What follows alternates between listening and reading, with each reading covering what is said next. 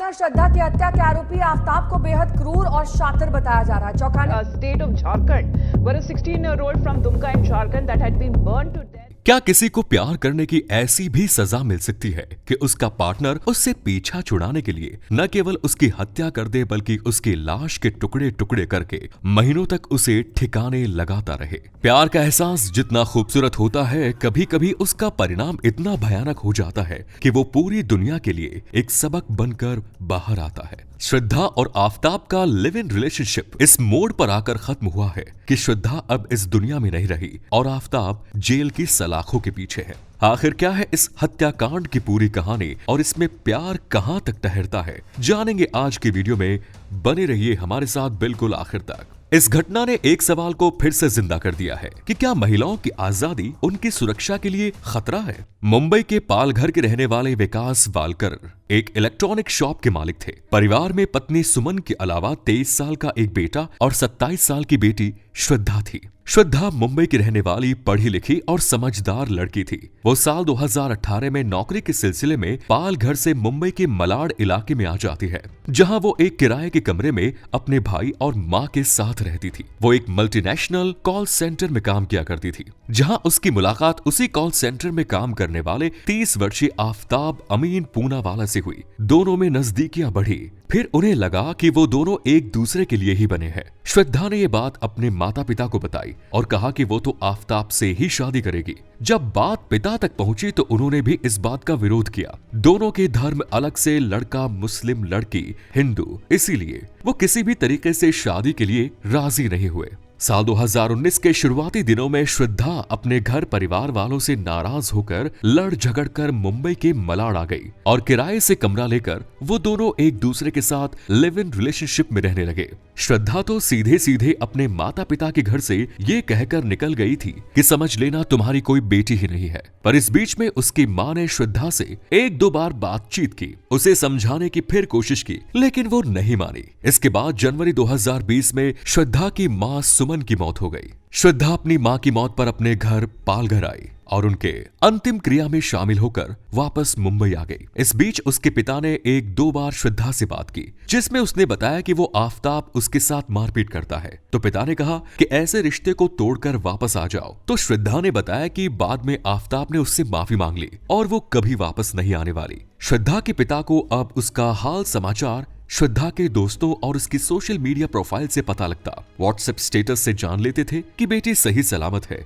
ठीक ठाक है। दूसरी तरफ से आफ्ताब के परिवार वालों को जब इस बात का पता लगा कि उनका बेटा किसी दूसरी लड़की के साथ लिव इन में है, तो उन्होंने भी इस बात का विरोध किया। कुल मिलाकर हालात ऐसे हो गए कि वो दोनों मुंबई में नहीं रह सकते थे। इसीलिए उन्होंने मुंबई छोड़कर दिल्ली शिफ्ट होने का फैसला किया। 8 मई 2022 को श्रद्धा और आफ्ताब दिल्ली आ जाते हैं। पहला दिन तो दिल्ली के एक होटल में बिताते हैं। इसके बाद इनका कॉमन फ्रेंड इन्हें दिल्ली के ही छतरपुर के इलाके में एक घर दिला देता है। अभी लोग घर में एक साथ रहने लगते हैं। श्रद्धा अब आफ्ताब पर शादी का दबाव बनाने लगती है, जबकि वो साफ साफ कह देता है कि लिव इन में वो लोग ठीक ठाक रह रहे हैं, फिर शादी की क्या जरूरत है। इन दोनों के बीच झगड़े होते हैं, फिर सुलह होती है, पर फाइनली प्यार और सुलह पर झगड़े हावी होते चले जाते हैं। कई महीने बीत जाते हैं। दूसरी तरफ श्रद्धा के दोस्त और उसके माता पिता इस बात को लेकर परेशान हो जाते हैं कि श्रद्धा से कोई संपर्क नहीं हो पा रहा है। सितंबर के महीने में जब लंबे समय तक श्रद्धा से कोई संपर्क नहीं हो पाता,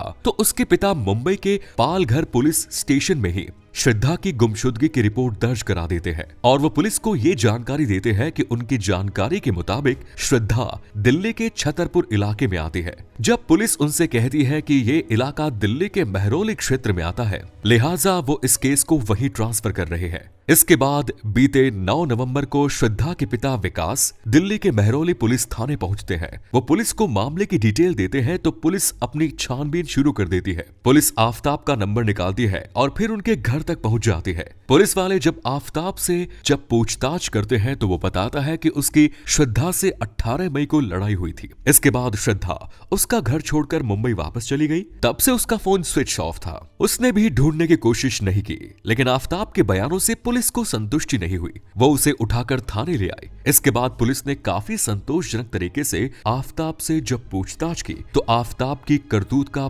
पुर्जा टूट गया और जो कहानी सामने आई वो प्यार के बुखार बुखार से ग्रसित हर लड़की के लिए एक सबक बन गई। दरअसल 18 मई की रात खाना खाने के बाद श्रद्धा और आफताब का आपस में झगड़ा हुआ। गुस्से में आफताब ने श्रद्धा का गला दबा दिया और तब तक दबाया जब तक कि वो मर नहीं गई। इसके बाद वो ये सोचने लगा कि अब आगे क्या किया जाए। सुबह हुई तो वो घर से बाहर निकला। उसने लोकल तिलक इलेक्ट्रॉनिक शॉप से एक फ्रिज खरीदा, दूसरी दुकान से पॉलिथीन और अगली दुकान से काटने वाले औजार आरी वगैरह खरीदा। इसके साथ ही एक पिट्ठू बैग खरीदा। इसके बाद वो घर आया। उसने लाश इत्मीनान से टुकड़े किए, उन्हें पॉलिथीन बैग में भरा, फिर पॉलिथीन बैग पिट्ठू बैग में रखा और रात के 2 बजे घर से निकल गया। वो महरौली के जंगलों में सुनसान इलाके में लाश के टुकड़ों को फेंककर वापस घर आकर सो गया। इसके बाद उसका यही रूटीन बन गया। इसी फ्रिज में उसके पीने का पानी भी था, दूध भी वहीं रखा था जिसमें वो चाय बनाया करता था। बाकायदा ज़ोमैटो फूड ऑर्डर करता था और खाना खाता था।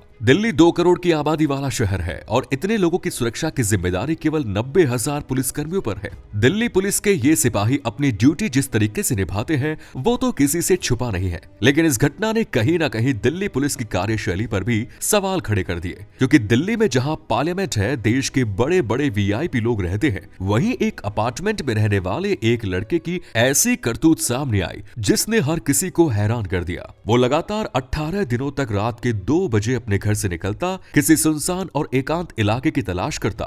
अपने बैग में कुछ पॉलिथीन को वो इसी एकांत इलाके में फेंक देता, फिर वापस अपने घर आ जाता। उसी घर में वो रहता, उसका खाना पीना और डेली रूटीन चलता रहता था। कुल मिलाकर 18 मई को उसने क्राइम कमिट किया और उसके बाद लाश को ठिकाने का सिलसिला 19 मई की रात 2 बजे से शुरू हुआ। लगातार 5 जून तक रोज इस काम को करने के बाद वो पूरी डेड बॉडी को ठिकाने लगा चुका था। श्रद्धा की डेड बॉडी को उसने अलग अलग इलाकों में फेंका। वो पूरी तरह से कॉन्फिडेंट था कि कभी पकड़ा नहीं जाएगा। जब वो पूरी लाश को ठिकाने लगा चुका था तो उसने फ्रिज को साफ किया और उसी जगह पर बाकायदा रहने लगा। उसकी नजर में उसने जो किया वो परफेक्ट क्राइम था। लेकिन ऐसा होता रहे, अपराधी चाहे कितना भी चालाक क्यों न हो, उसे अपने कर्मों का दंड जरूर भुगतना पड़ता है। भले ही इस घटना को घटे हुए 6 महीने बीत चुके हैं, परंतु श्रद्धा की डेड बॉडी के कुछ अवशेष पुलिस ने कलेक्ट कर लिए, कुछ हड्डियां कलेक्ट कर ली, फ्रिज को अपने कब्जे में ले लिया और फॉरेंसिक जांच के लिए भेज दिया। डीएनए सैंपलिंग से क्राइम की कड़ियां भी जुड़ जाएंगी और आफताब को सजा भी मिल जाएगी।